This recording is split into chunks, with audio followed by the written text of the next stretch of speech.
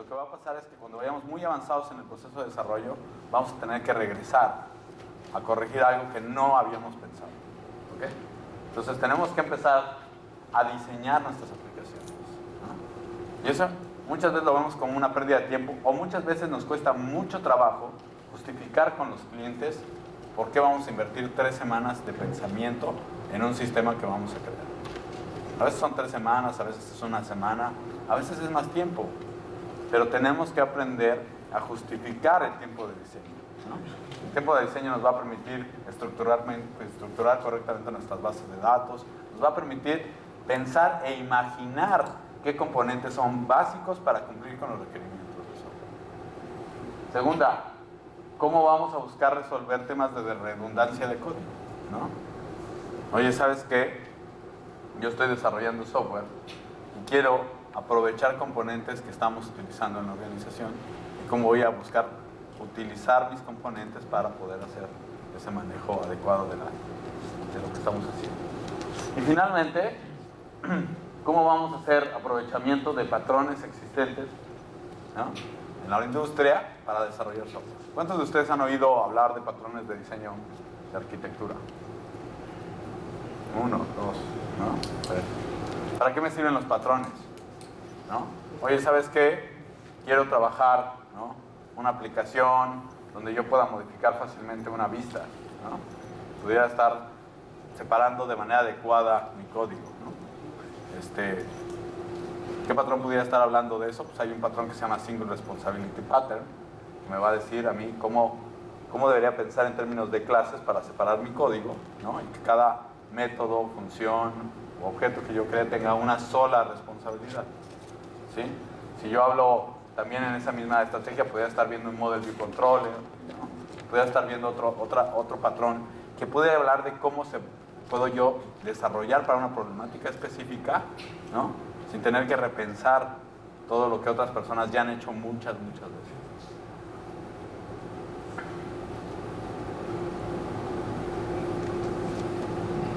Entonces, tenemos obviamente en desarrollo de software algunas cosas que son más allá de solamente la arquitectura, porque la arquitectura me tiene que dar a mí también elementos de trabajo.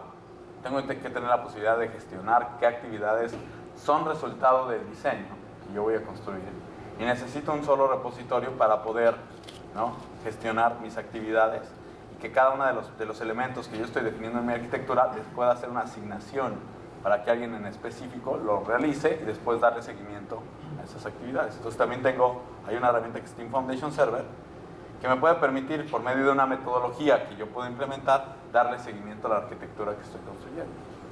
Y finalmente, ¿no?, pues tengo también una herramienta como Visual Studio que tiene mecanismos para ayudarme a mejorar mi arquitectura.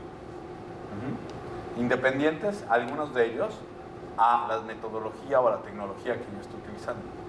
Por ejemplo, algunos de ustedes tienen desarrollos en Java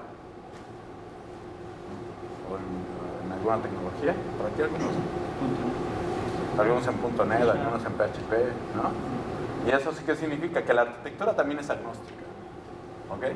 Yo puedo armar arquitectura o diagramas en UML independientemente de la tecnología en la que yo estoy desarrollando. Y .NET y Visual Studio me puede ayudar, ¿ok?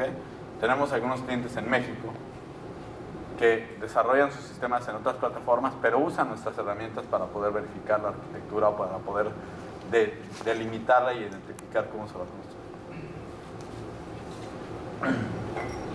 Y obviamente algunos elementos adicionales que a mí me permiten, pues, ejecutarle carga a mis sistemas, que me permiten validar ciertos componentes, o que me permitan a mí también ejecutar ciertas prácticas dentro de tecnologías Microsoft y no tecnologías Microsoft. Por ejemplo, en la parte de extensibilidad tenemos conectores con Eclipse que te permiten, inclusive cuando subes un source control, generar una compilación o una integración continua para que tú puedas verificar que tu código tiene compila, tiene validaciones, etc.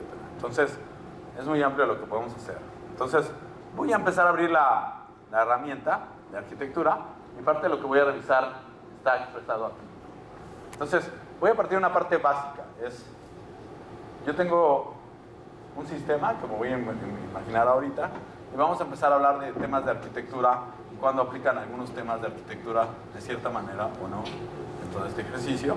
Y luego les voy a enseñar ya aplicaciones existentes y cómo podemos explorar la arquitectura de un sistema que existe.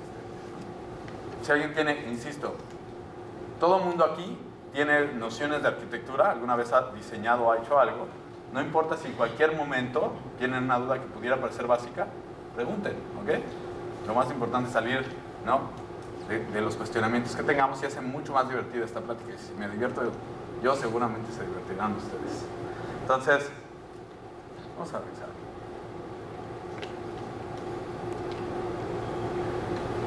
Y vamos a ver también cómo Team Foundation Server me ayuda en esto.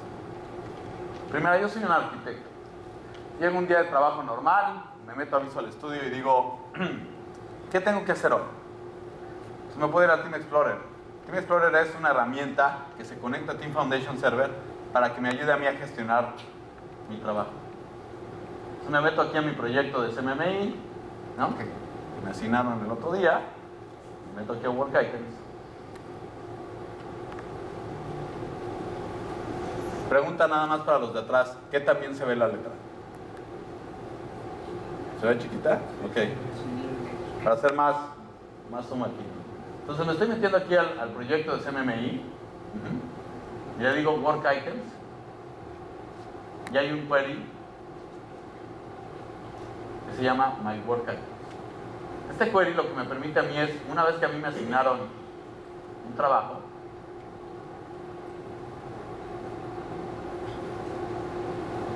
poder ver qué actividades tengo. Entonces yo aquí vería todas las actividades.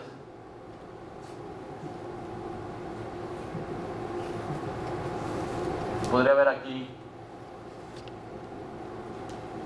tengo algunas en particular, seguramente por aquí voy a tener una que va a decir que tengo que hacer la actividad de diseño, ¿no? Diseñar, ¿no? Voy a estar viendo uno. Voy a tener que diseñar formulario que vamos a crear de la aplicación, ¿no?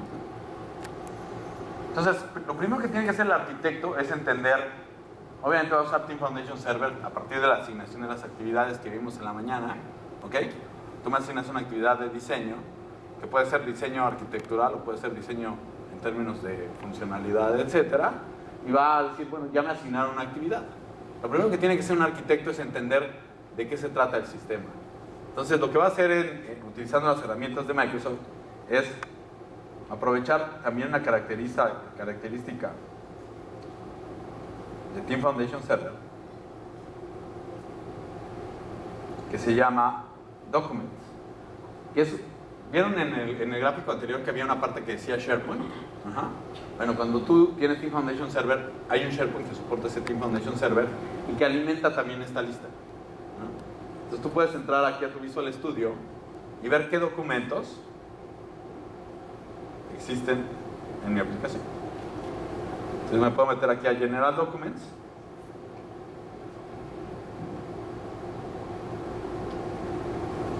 Puedo ver aquí la presentación de misión.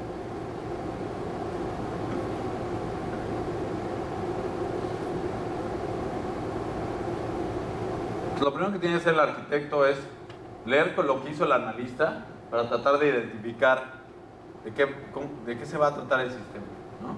Lo principal que va a ver es cuál es la visión.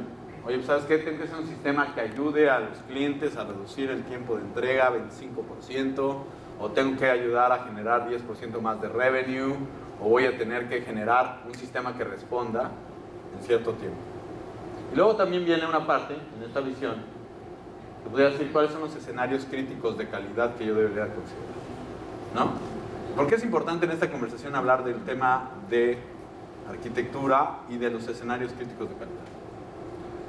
Lo primero que tiene que entender el arquitecto es cuáles son los requerimientos que tiene mi cliente con respecto a la calidad del sistema.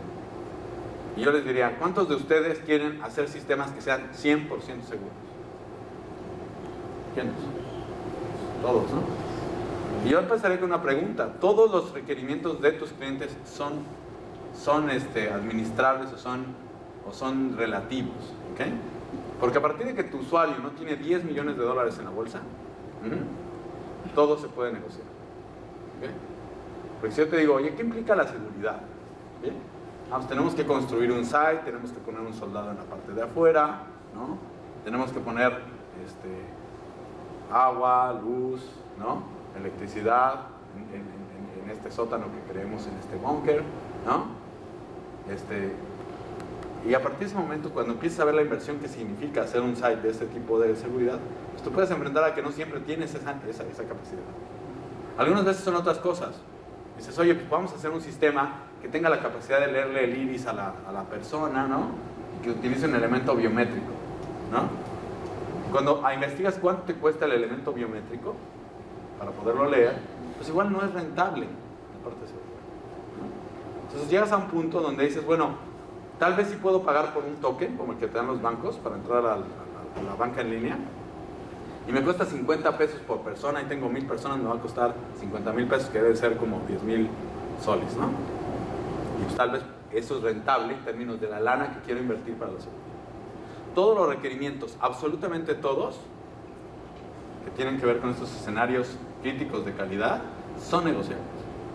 Una vez me tocó con un cliente, y eso también es bien importante, que hablábamos de un sistema que gestionaba imágenes para mostrarlas a las personas que analizaban las aclaraciones en México de los bancos.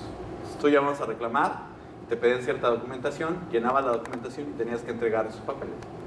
Y cuando hablé con el usuario bancario le dije, oye, ¿qué requerimientos tienes? Dice, tiene que ser un sistema súper rápido para mostrar imágenes. Y entonces le digo, bueno, pero explícame a detalle qué es para ti súper rápido. No, pues súper rápido es súper rápido, ¿no?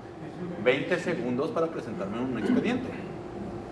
Le digo, es que si mi Facebook me presenta una imagen en 20 segundos, me muero, ¿no? ¿Por qué era para él aceptable 20 segundos?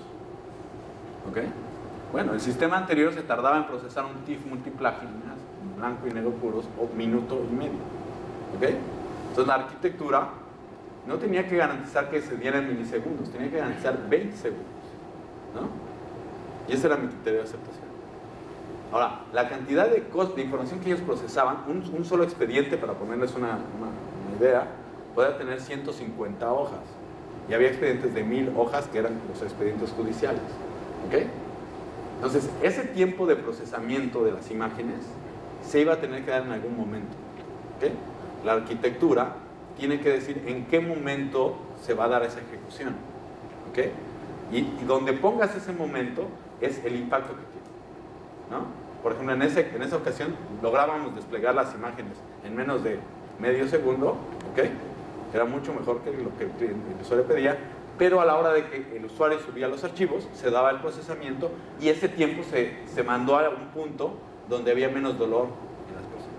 Entonces, cuando hablamos de arquitectura es, primero tienes que identificar qué requerimientos tienes y luego tienes que plantear cómo vas a resolver de mejor manera estos requerimientos. Y entre las alternativas que tienes, ¿cuál es la mejor solución que piensas proponer, ¿no? Entonces, siempre que entro a este punto, el arquitecto tiene una responsabilidad muy importante. No se trata de armar un documento de arquitectura de 250 hojas que nadie va a leer, ¿ok?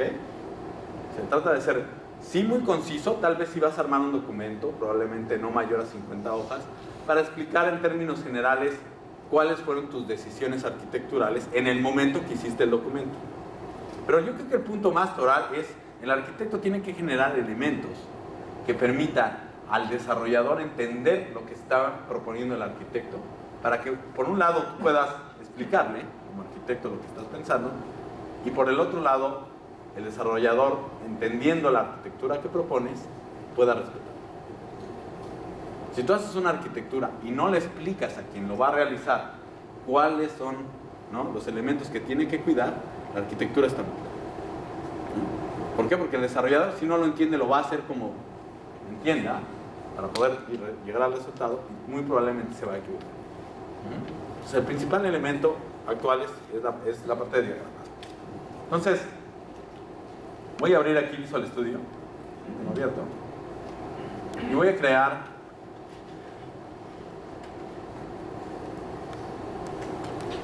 un nuevo proyecto de modelado.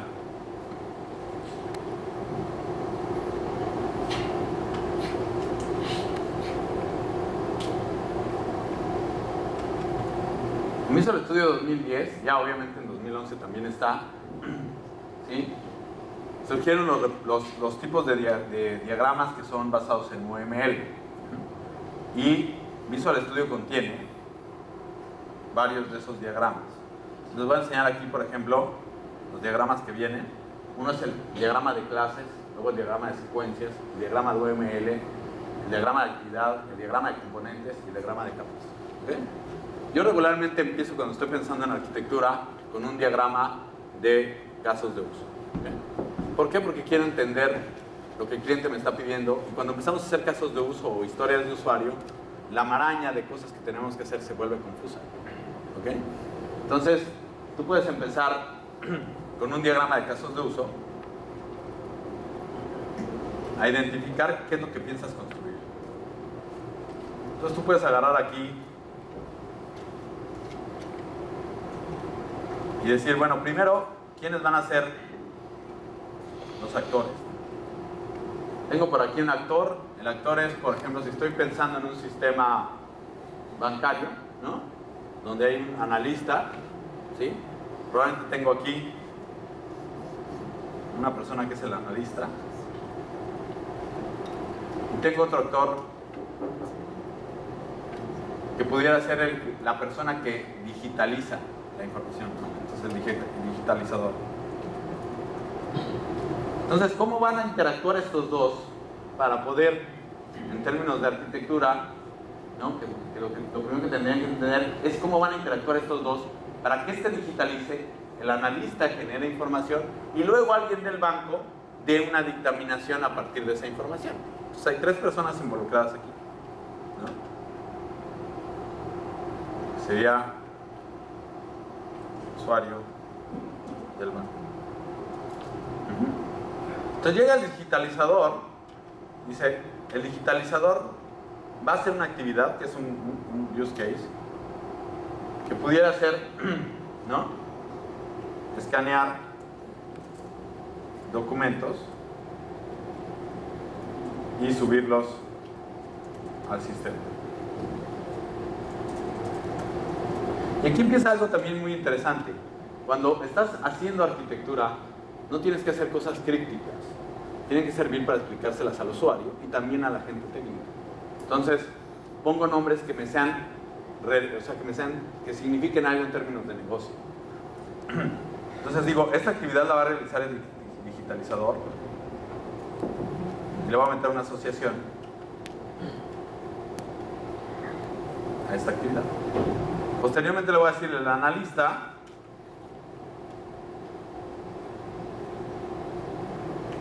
va a escoger un expediente y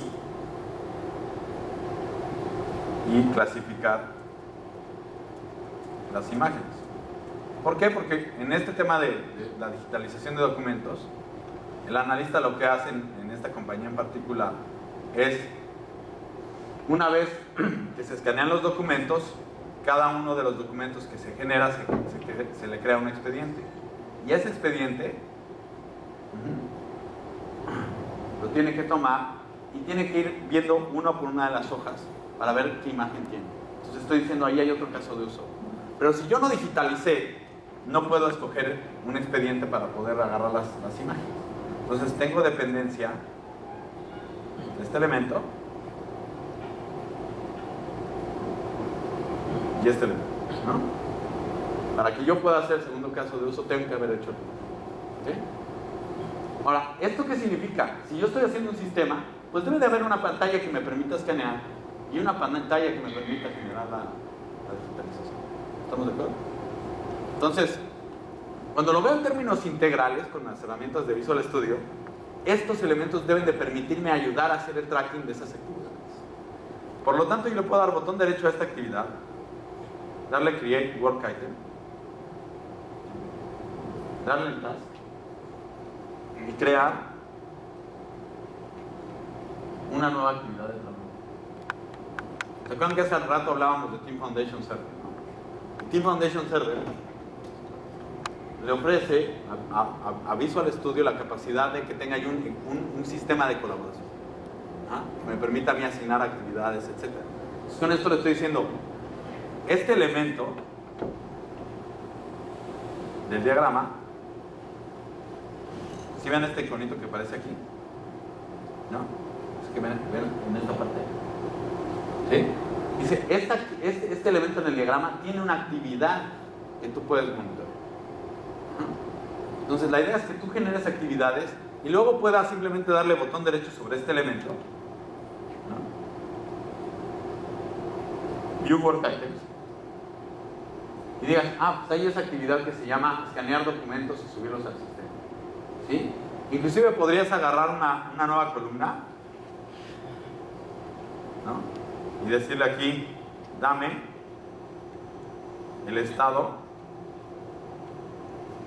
de esa actividad. Entonces, podría yo ver todas las actividades que tiene ese elemento y en qué estado está cada una de esas actividades. Y si de repente necesito mandarle a mi jefe un reporte de cómo va esa pieza en particular, ¿no? Probablemente le diga, ¿sabes qué? Mándamelos a Excel.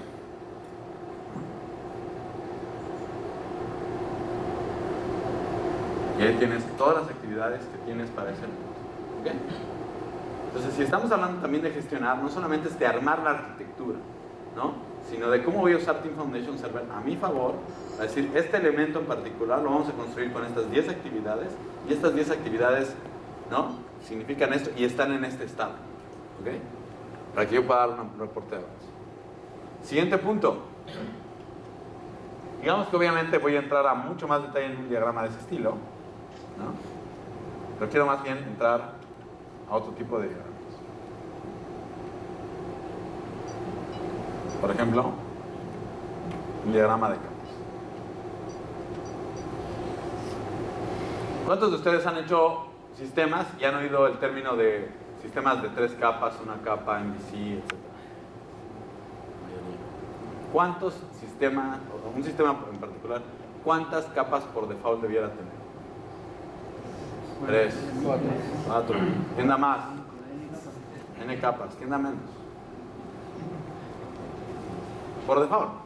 Estás empezando un sistema. Todavía no te platico nada del sistema. ¿Cuántas debiera tener?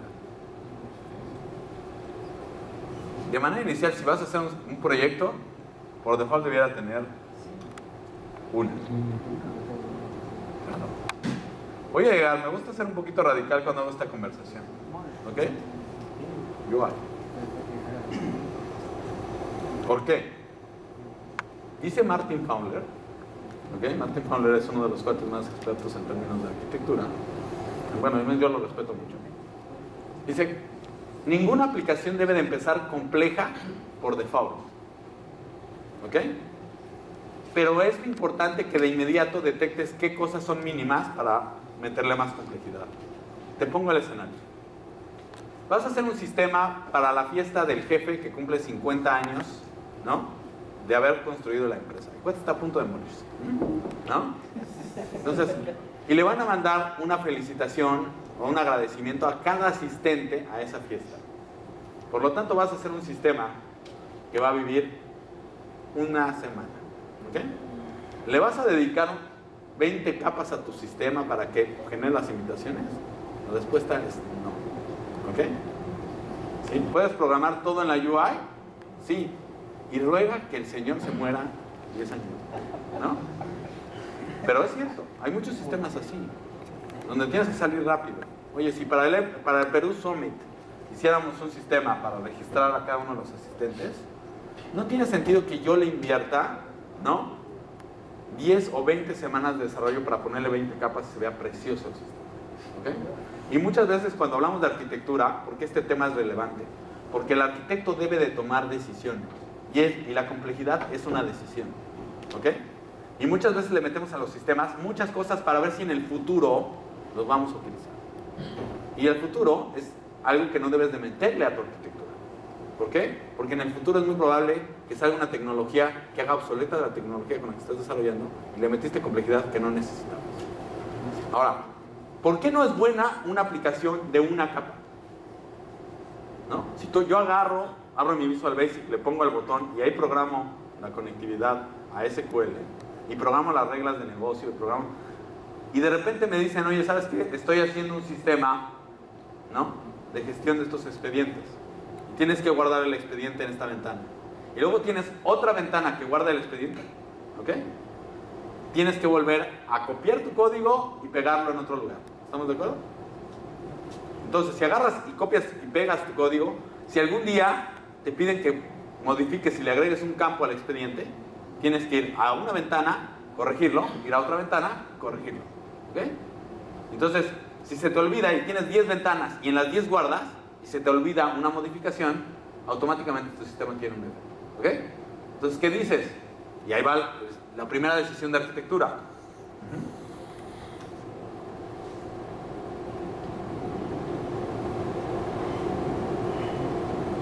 Model, ¿no? Tenemos, ahorita no le voy a poner dependencias. Tengo la UI, tengo el modelo. ¿Qué tiene el modelo? Tiene la lógica de acceso a datos y puede tener las reglas de negocio. ¿Ok? ¿Sí? Están los dos en el mismo ámbito y eso me permite a mí, ¿no?, separar al menos esa decisión. Tengo una zona de reutilización donde hay una clase que se llama expediente, que sabe guardar y que se sabe validar. ¿Ok? Esa es la primera decisión que tuviera. Pero ¿qué problema tengo cuando utilizo dos capas? ¿No? La primera problemática que tengo es que si yo de repente tengo un requerimiento que me dice, oye, hoy estoy grabando en un repositorio X, por ejemplo, algo chiquito, un MySQL, por ejemplo, ¿no? Y luego quiero migrar mi código para que guarde en SQL Server, ¿ok? Tengo que agarrar y separar el código entre las reglas de negocio y los datos. Entonces muchas veces va a estar intercalado y me va a ser muy difícil no pegarle a las reglas de negocio cuando modifique mi código. Entonces, cuando empiezas a pensar en arquitectura también hay un término que es mantenibilidad. ¿Cómo vas a hacer que cada pieza solo haga una sola cosa? ¿Para qué? Para que cuando modifiques algo le pegues solamente a un elemento. Entonces, surge ahí la necesidad de poner otra capa que se llama datos, ¿no?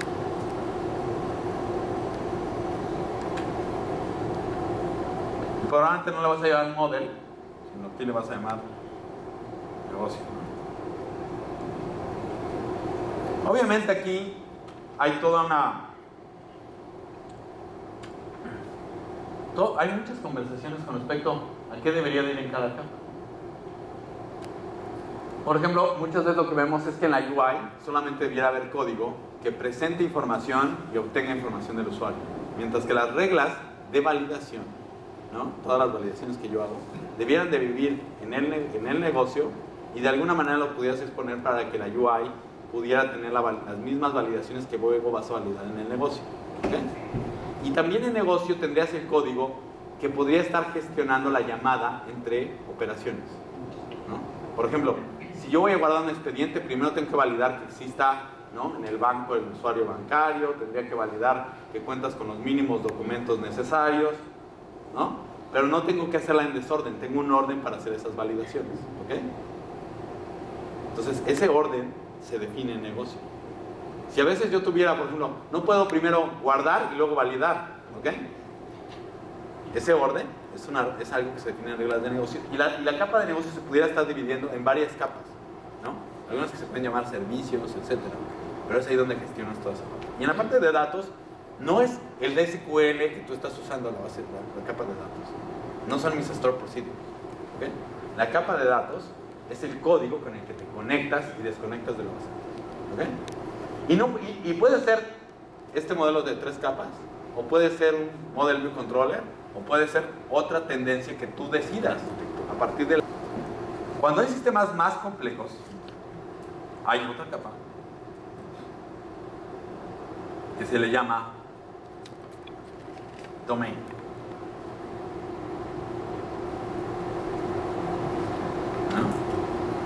Hay una arquitectura que se llama Domain Driven Design. ¿Quién ha oído hablar de Domain Driven Design? Menos personas. Hay un autor que se llama Eric Evans, que es, digamos, el que más impulso le ha metido a este tema, que habla de Domain Driven Design. Lo que dice es, en sistemas muy complejos, tu negocio es muy importante, ¿no? Y volvamos al tema de los bancos. Para que si yo tengo un banco tiene sucursales, ¿no? Donde yo puedo atender. Las sucursales tienen cajeros, ¿no? Electrónicos y cajeros humanos, ¿no? Y tienen distintas reglas para poder decir, tienen cuentas, cada banco tiene cuentas, las cuentas van asociadas a las sucursales regularmente, etc. Y entonces tienes un montonal de validaciones a partir de algo que le llamamos dominio, que no tiene que ver con el acceso a datos, que no tiene que ver con si estás usando web services o no, o con qué UI lo vas a administrar, ¿ok? Es como todas las clases que tienen la validación de tu negocio, ¿sí? Si yo voy a decir, oye, para que tú puedas abrir una cuenta, tienes que depositar 10,000 pesos, esa información pudiera ir perfectamente en una clase de dominio, ¿no? Regularmente lo que he visto mucho en desarrollo de software es que hacemos algo que le llamamos entities, ponemos una clase y le ponemos un montonal de propiedades y ni un método, ¿ok? Entonces, ¿por qué no generaste una estructura? ¿No? O sea, ¿por qué no generaste algo más simple que un objeto o una clase? Si no le metiste comportamiento. Entonces, las clases, cuando haces un proyecto de Domain Driven Design, en las mismas clases pones métodos que se llaman es válido, que te permite, por ejemplo, identificar si el estado actual de ese objeto es correcto. Y también podría estar metiéndole métodos para agregar elementos, etc. Oye, voy a agregar una nueva cuenta a este usuario de la banca, ¿ok? Entonces, para que le puedas poner una nueva cuenta significa que no tiene adeudos, que no tiene esto, ¿no? Entonces, las mismas validaciones pueden estar ahí mismo, dentro de los objetos, ¿ok? ¿Qué diría en este sentido tanto Eric Evans como Martin Homer? ¿Todos tus sistemas debían ser con dominio o no? Y la respuesta es no, manténlo simple, ¿no? O sea, hay una regla que dice KISS, ¿no? Keep it simple, ¿no? Y hay otra que es con doble S, pero es keep it simple, ¿no? Entonces, la cuestión es, tengo que hacer esta parte. Ahora, otra cosa que tengo que definir es qué dependencias voy a permitir. ¿Saben lo que es una dependencia? Sí, una dependencia. Cuando yo hablo en arquitectura de una dependencia, digo que una capa depende de otra capa. Que perfectamente puedes decir. ¿Dónde lo he visto? ¿No? Oye, en la UI mando a llamar a un componente de la base de datos. SQL Connection. ¿Qué le pasó a esa UI?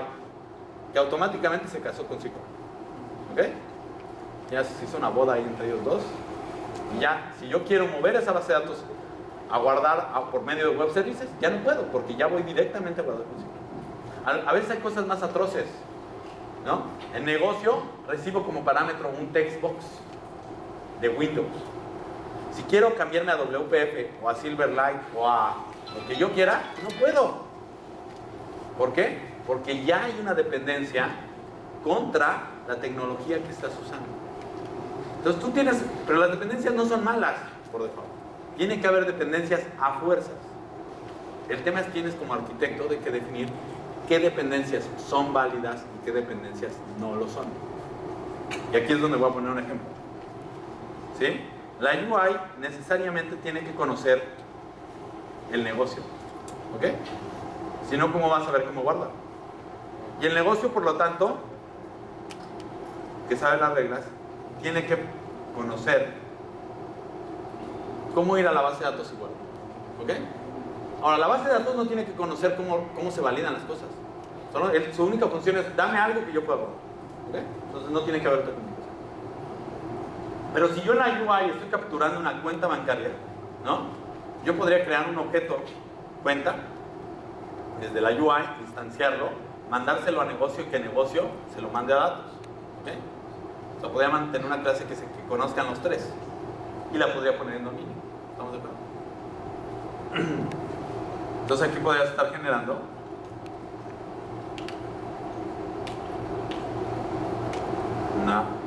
dependencia.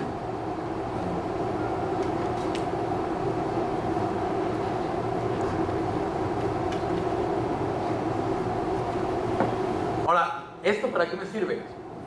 En .NET tenemos algo muy padre que no se tiene necesariamente en otras tecnologías, que es tú, a partir de que armas este diagrama, puedes decir, quiero que mi código, cuando se compile, valide estas reglas, ¿no? Si hay un desarrollador desobediente, pues yo me dé cuenta. Entonces, traigo algún... Yo soy como los magos, ¿no? O como cuando vas a una cuando ves la tele y quieres aprender a cocinar, ¿no? Dice, no, y aquí tengo el waffle hecho, ¿no? Pero no está diciendo nada que sea incorrecto, porque como yo soy mexicano, la posibilidad de equivocarme es muy alta. Pero bueno, si se ríen mucho, me dará más gusto y diré, les conté un chiste buenísimo. Entonces voy a meter un proyecto un poquito más amplio, se llama Proyecto Logística. Y es lo mismo que acabamos de diagramar, ¿no?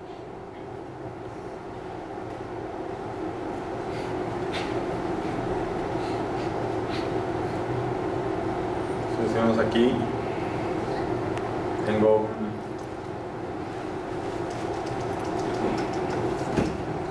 logística, tengo un diagrama de capa.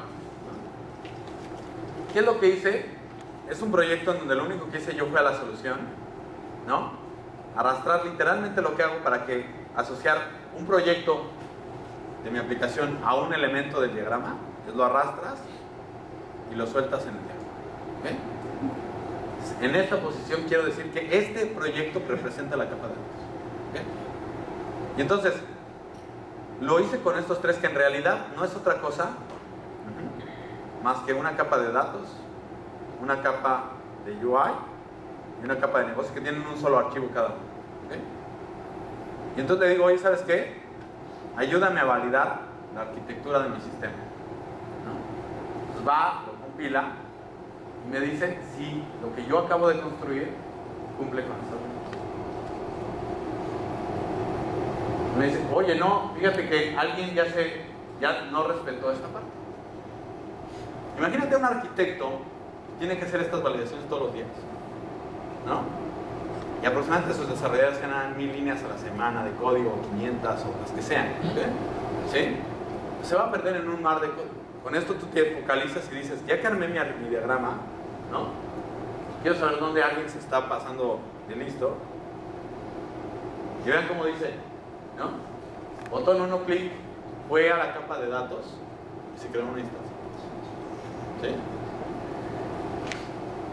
Si yo viera en un diagrama de secuencia, se les voy a dar el botón derecho. Todo esto que estoy haciendo es como para que agarren tips y en la noche no duerman pegando al Visual Studio. Le dan aquí, ¿no? Botón derecho, generé secuencia diagram. Esto lo que me va a decir es cómo se está dando la instanciación. Dice el botón 1 es un método, va del botón 1 y crea una instancia de datos y le devuelve esa instancia. Eso es incorrecto. ¿Estamos de acuerdo? Entonces, yo podría crear una actividad en el Team Foundation Server para que el desarrollador lo haga, o lo podría corregir directamente. Ya no tuve que pasar por horas de análisis del sistema. Se pone cara bonita. ¿No? Y aquí obviamente hice la corrección, ¿ok? Este código. Voy a generar el diagrama de secuencias. Es más, antes de hacer la corrección, nada más quiero enseñarles algo que es bien interesante. Algo que me encanta como una herramienta de arquitectura y que antes tenías que hacer con otro tipo de herramientas, se llama análisis de dependencias. Entonces, el análisis de dependencias no es otra cosa que generar el grafo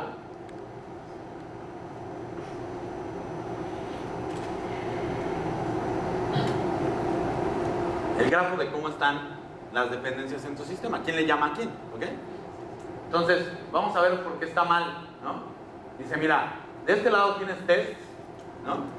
Ustedes no me preocupan ahorita, entonces los puedo quitar, ¿no? Tienes test que llaman a negocio, tienes algunos test de automatización, y tienes lo que es external, que es .NET, ¿no? Generics, que son todas tus clases de tipo genérico, y ¿no? UI, que manda a llamar a datos, y negocio, que manda a llamar a datos. ¿Okay? Eso está mal. Perdón. Yo podría inclusive indagar un poco más, decir, oye, quiero saber de negocio, ¿quién manda a llamar a datos? ¿No? Y aquí podría ver que flota negocio es el que manda a llamar a datos. Aquí están las flechitas. ¿Sí? Si me meto a UI, igual, quiero saber qué método es el que está llamando a datos, me meto a Main Window, voy a ver que allí hay un método, puedo empezar a indagar más a detalle, hasta llegar al punto donde sé específicamente dónde está la dependencia. ¿Okay? Lo voy a corregir. Así me voy a meter a Main Window.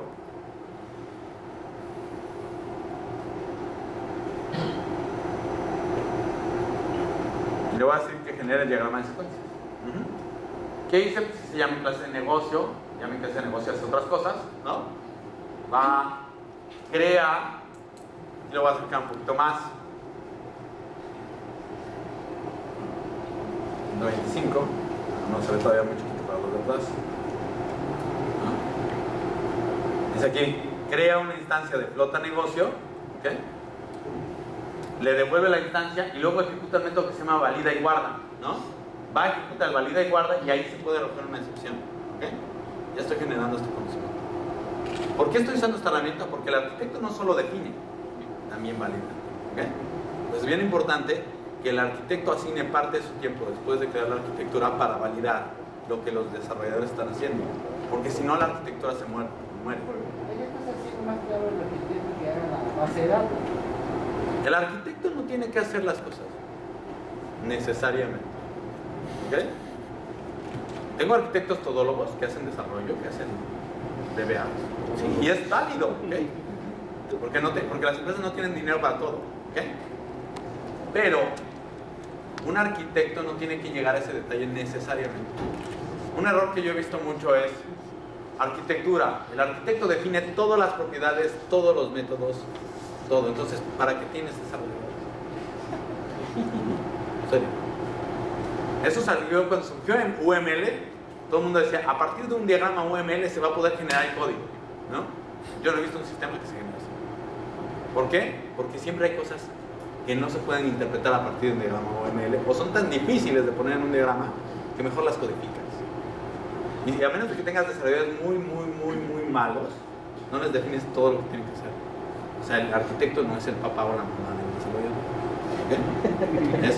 Tiene que establecer lo mínimo indispensable que tiene que existir en una aplicación. Y a veces ese mínimo indispensable sí es los métodos y las propiedades. Oye, si estoy definiendo la clase cliente, tengo que saber, o sea, el arquitecto se tiene que asegurar que no falte nada ahí. ¿Ok? Pero si estoy poniendo, ¿no?, la clase de transporte de datos para el reporte B, pues igual le doy libertad al desarrollador para que cree su clase y nada más le digo, ahí va a haber una clase que se llama clase de transporte de datos, punto, ¿no? ¿Sí? Entonces, no tiene que generar la arquitectura de la base de datos. Seguramente lo va a hacer un DBA, por ejemplo. Y probablemente lo único que va a hacer sí es sentarse con el DBA a validar que la base de datos va a soportar los requerimientos de la aplicación. O va a definir las tablas o todos los objetos importantes que quiere mantener. Depende mucho de la criticidad del sistema y qué tanto se tiene que meter, ¿no? ¿Sí respondí con esa pregunta? Sí, más o menos. Yo traje un arquitecto y él me dio el dibujo, el diseño, cada página y la base de datos, como quería. Yo nomás lo programé como yo lo quería, hasta los 6 meses. Y es correcto, la respuesta es, el arquitecto puede llegar a grados de profundidad muy altos, puede, es bueno, sí, ¿no? También puede delegar esa responsabilidad en algunas piezas a los desarrolladores también. Porque yo recuerdo que otra vez otro día me contrató otro arquitecto, su colega, y me dijo, no, yo quiero que yo los formatos, el diseño, y ya.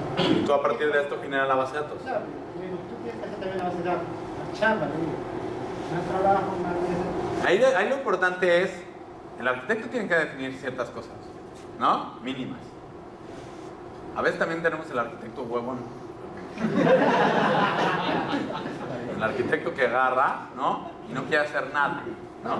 Y entonces está de líder técnico y cobra por que ustedes lo hagan, ¿no? Claro, porque el arquitecto el último medio ha diseñado los formatos, que sea bonito, que tu programa ya está más alto, es más charla. Pues depende, hay mucho, ¿no? Yo creo que al menos el arquitecto sí debe de definir y explicar lo que quiere, ¿ok? Que es el objetivo del arquitecto. Y bueno, ya corregí el código aquí, ¿no? Y entonces me meto aquí al diagrama de capas, le doy botón derecho y valido la arquitectura. ¿Okay? Obviamente todos estos elementos que estoy poniendo en el diagrama también pueden tener work items. Si vieron aquí, el diagrama de hasta arriba tiene ahí un cuadrito, tiene actividades que realizar. Y entonces aquí tiene la parte de work. ¿Ok? ¿Sí? Entonces yo puedo ver aquí qué actividades tiene este elemento, lo podemos ver. Y utiliza el diagrama como un mecanismo para verificar que lo que se está construyendo coincide con lo que se está haciendo. ¿Ok?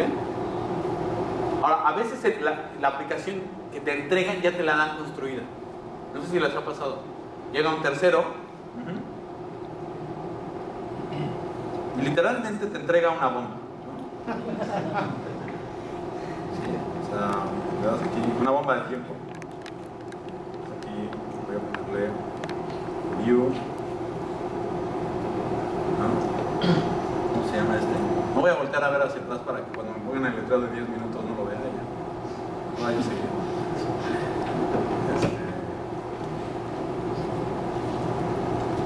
Voy a poner aquí FS Workbench. FS Workbench es una aplicación que tú puedes descargar de Codex, es open source, que te ayuda a editar elementos de una metodología ágil que se llama Scrum. ¿Ok? Es una aplicación bastante bonita. ¿Okay? La bajé para poder ejemplificar. Ya no tengo que dame un minuto. Entonces, FS Workbench es una aplicación existente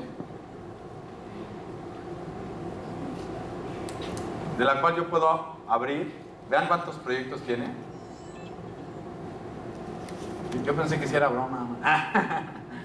Pero bueno, entonces la cuestión es Core Elements, tiene varias soluciones, tiene un montonal de proyectos. Y yo puedo utilizar la parte de arquitectura para entender un sistema existente. Entonces eso mismo que hice con un sistema pequeño, les puede ayudar a entender sistemas muy grandes, ¿no? Esta aplicación tiene líneas y líneas y líneas de código. ¿No? Tengo 5 minutos. Entonces pueden analizar sistemas muy muy grandes en términos de arquitectura. Entonces, insisto, ¿qué es lo que vas a buscar como arquitecto? Lo que te huele mal, ¿ok? Dices, oye, ¿sabes qué? Yo lo que identifico es que de estos objetos no debieras hablar de estos objetos basado en tu definición. Llega una persona a tu este sistema y dices en la mano, ¿no? O sea, está horrible, ¿no? Pero necesariamente necesitaba esa complejidad, ¿ok? Entonces empiezas a analizar el sistema, te metes aquí, ¿no? Y primero lo que haces es quitar los elementos que no te sirven, ¿ok? Por ejemplo, sí me interesa saber qué aplicaciones usan generics, pero para este diagrama no lo quiero utilizar, entonces lo guardas. ¿Para qué? Para quitar las líneas que no te van, que te están contaminando el entendimiento de lo que estás analizando. Oye, todas las clases van a necesitar utilizar externals, ¿ok? ¿Qué son externals? Pues los objetos de .NET, ¿ok? Y lo primero que empiezo a identificar es, vean esta parte, tengo un proyecto de pruebas, ¿ok? Y el proyecto de pruebas está haciendo pruebas sobre todas las vistas, ¿no? Están arriba. Ya empiezo a analizar, y los colores me dicen, este le llama a todas estas, ¿ok? Y empiezo a analizar si eso es correcto o no. Aquí lo voy a quitar porque tampoco me interesa ahorita verificar la parte de las pruebas. Entonces, ya empiezo a tener una visibilidad mejor y voy a ver cuáles son los elementos más críticos de mi aplicación. ¿Okay? Entonces puedo ver aquí que tengo un objeto que se llama UI Elements, ¿no? Al cual muchas clases marcan, ¿no? Llaman, ¿sí? Y entonces yo podría empezar a investigar si esas comunicaciones que estoy teniendo son buenas o son incorrectas. ¿Ok? Yo regularmente, ¿qué hago? Si definí una capa de datos, pues veo que esa capa de datos no tenga una línea que salga hacia afuera. ¿Ok? Y automáticamente, si veo eso, bingo, ¿no? Me gané un café del desarrollador, ¿no? Y eso pasa con esto, ¿no? Por ejemplo, una interesante aquí, que tiene esa característica, se llama interfaces, ¿no? Me voy a meter aquí más en el zoom. Interfaces son contratos, ¿ok? Son clases, más bien que clases son tipos, ¿sí? Que tienen la definición de las clases, ¿no? No las clases por sí mismas. Por lo tanto, todo mundo debiera llamar a interfaces y no debiera haber ninguna flecha hacia afuera de este objeto, ¿ok? Porque entonces, si este tiene dependencia contra cualquier otra cosa, no lo puedo meter en cualquier proyecto. ¿Estamos de acuerdo? Entonces, lo que debería verificar es que todas las flechas aquí apunten así, ¿no? Ese tipo de análisis que hacer, ¿ok? Y así hay muchas cosas de arquitectura que tenemos que revisar. Entonces, ¿qué es importante? En caso contrario, una arquitectura, pero de acá a 3 años, esa empresa se agranda, ¿se puede agregar en esa arquitectura otros objetos? Claro. Incluso en la siguiente versión de Visual Studio tú puedes arrastrar un objeto directamente del árbol de solución y arrastrarlo directamente hacia allá, ¿no? Y obviamente hay otros tipos de diagramas. Hay muchos. Me gustaría obviamente que exploraran los otros, los de componentes, etcétera, ¿sí? Para que pudieran darse una noción completa de todos los diagramas de UML que pueden generar. Pero aquí los 3 mensajes que quisiera que se llevaran es: 1, dediquen tiempo al diseño. El diseño les va a ahorrar trabajo futuro. Ajá. No traten de imaginarse todos los escenarios. Hagan diseño con respecto a lo que saben tienen que construir. Pero hagan diseño. Piensen cómo lo van a resolver y después resuelvan, ¿no? Segundo, ¿sí? Validen lo que se está construyendo con respecto a su arquitectura, ¿ok? Y tercero, generen actividades relacionadas a esta arquitectura y denle seguimiento, ¿sí? Y en términos generales eso les va a dar una mayor posibilidad de éxito. Y finalmente, sean humildes, las arquitecturas pueden cambiar si detectan que algo que decidieron está incorrecto, ¿no? Y mejoran. ¿Vale? Muchas gracias.